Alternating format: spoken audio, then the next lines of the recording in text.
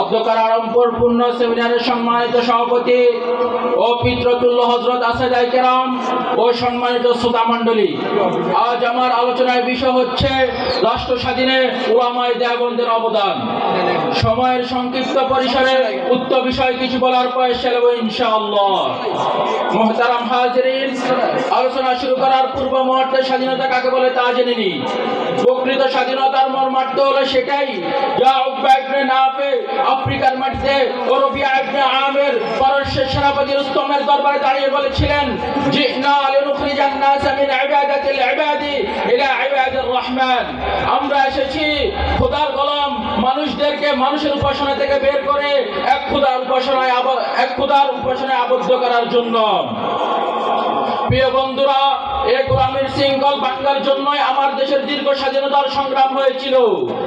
বলতে চাই, হে মোড়ল গোষ্ঠী, যদি স্বাধীনতার ইতিহাস জানতে চাও 219 বছরের ইতিহাস জানতে হবে। রক্তের সাগর পাড়ি দিয়ে আমার এই দেশের দীর্ঘ স্বাধীনতার সংগ্রাম হয়েছিল। এত সহজে স্বাধীনতা আসে নাই, যত সহজে আমরা স্বাধীনতার কীর্তি দাবি করি অত সহজে স্বাধীনতা আসে নাই।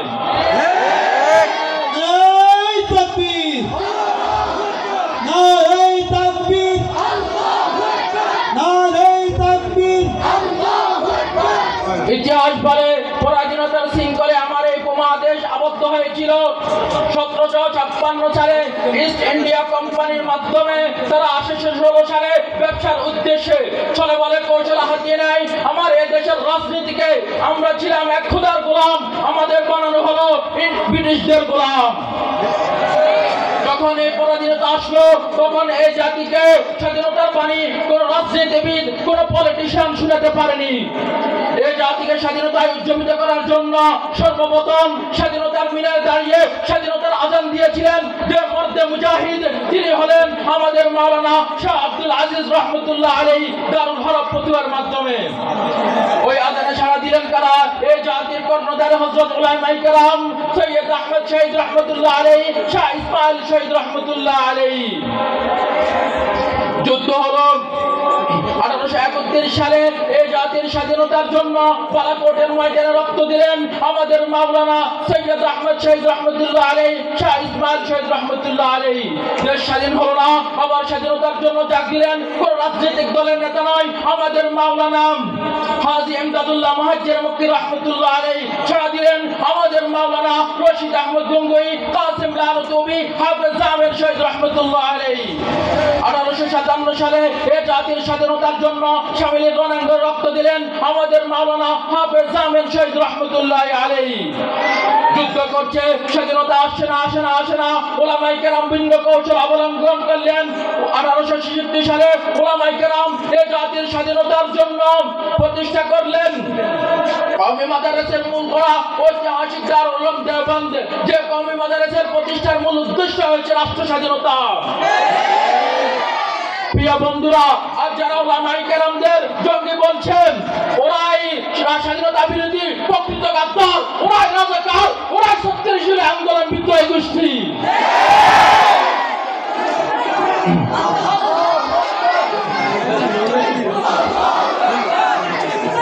1916 থেকে 20 পর্যন্ত তাহরিকের ইশতেরাই আন্দোলন হলো। এই দেশের স্বাধীনতার জন্য সংগ্রাম করলো আমাদের আলেম সমাজ। 1916 থেকে 20 পর্যন্ত 1947 সালে ব্রিটিশরা ভারত উপমহাদেশ থেকে আলেমদের আন্দোলনে, আলেমদের নেতৃত্বে তৌহিদি জনতার আন্দোলনে চলে গেল। ভারত স্বাধীন হলো, বাংলার মানুষ স্বাধীনতার প্রথম পর্ব অতিক্রম করলেও 1947 সালেও চূড়ান্ত স্বাধীন হতে পারলো না।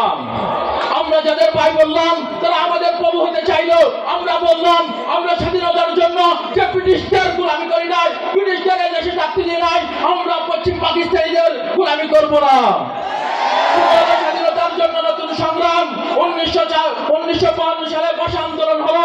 ভাষা আন্দোলনের নেতৃত্ব দিল তামাদ্দুন মজলিস, এই দেশের তাওহীদপন্থীদের একতাবদ্ধ প্ল্যাটফর্ম। 1954 সালে পূর্ব বাংলার মানুষ স্বাধীনতা চাইলো, রাজাকাররা আমাদের বুলেট দিয়ে জমে দিতে চাইলো। আমরা আমাদের মর্যাদার জন্য বিদ্রোহ করলাম, মঞ্চ তৈরি করলাম যুক্তফ্রন্টের মঞ্চ। প্রশ্ন হলো 1954 সালে যুক্তফ্রন্ট কি দিল? সহজে বলছি, পশ্চিম পাকিস্তানে মুসলিম লীগের বিরুদ্ধে পূর্ব পাকিস্তানের জনতা ঐক্যবদ্ধ হয়েছিল যুক্তফ্রন্ট। যুক্তফ্রন্টের নেতৃত্বে থাকেন 4টি দল। 1 আওয়ামী মুসলিম লীগ, নেতৃত্বে ছিলেন আব্দুল হামিদ খান ভাসানী। 2 কৃষক শ্রমিক জনতা পার্টি, নেতৃত্বে ছিলেন শেরেবাংলা ফজলুল হক। 3 গণতন্ত্র পার্টি, নেতৃত্বে ছিলেন শহীদ হোসেন সোহরাওয়ার্দী। এই 3 নেতার নাম বলার পর আমার দেশের ইতিহাস লেখকদের মুখে পাইখানার গল্প ফুটে, কম ফুটে 74 জনের নাম তারা বলে না, কারণ 74 জন হলো এই দেশের দেবন্দের সূর্য সন্তান দরবারে থানবীর আজাল খলিফা মাওলানা আতহার আলী রহমতুল্লাহ আলাইহি। যদি আমাদের মাওলানা 1954 সালে যুক্তফ্রন্টে ডাক না দিতেন, যুক্তফ্রন্টে নাজমুল ইসলাম পার্টিতে যোগ না হতেন এবং এই দেশের মানুষের কাছে যুক্তফ্রন্টে ডাক দিয়ে না যেতেন, আব্দুল হামিদ খান ভাসানীর নৌকা পালে চোখ পেত না, একে ফজলুল হকের প্রধানমন্ত্রী হওয়া লাগতো না। আরো বড় কথা হলো, এই জাতি শহীদ হোসেন সোহরাওয়ার্দী একে ফজলুল হককে নেতা হিসাবে তখনই গ্রহণ করেছিলেন যখন আমাদের 2 মাওলানা আতহার আলী রহমতুল্লাহ আলাইহি পাঁচকলিওয়ালা মাওলানা আতহার আলী রহমতুল্লাহ আলাইহি ও পাঁচকলিওয়ালা আব্দুল হামিদ খান ভাসানীকে সঙ্গে পেয়েছিলেন। যদি আমার এই 2 মাওলানা না থাকতো, যুক্তফ্রন্ট গঠন করা লাগতো না, 21 দফা দাবি ঘোষণা করা হতো না। তাই বলছি, এই দেশের 200 বছর ইতিহাসে যদি কেউ রক্ত দিয়ে থাকে, রক্ত দিয়েছে আমার পূর্বপুরুষ, আমার বাপ দাদা রক্তের উপর দিয়ে যেটা স্বাধীন হয়েছে, ওই দেশে পাঁচ হিসাবে থাকতে পারবো না।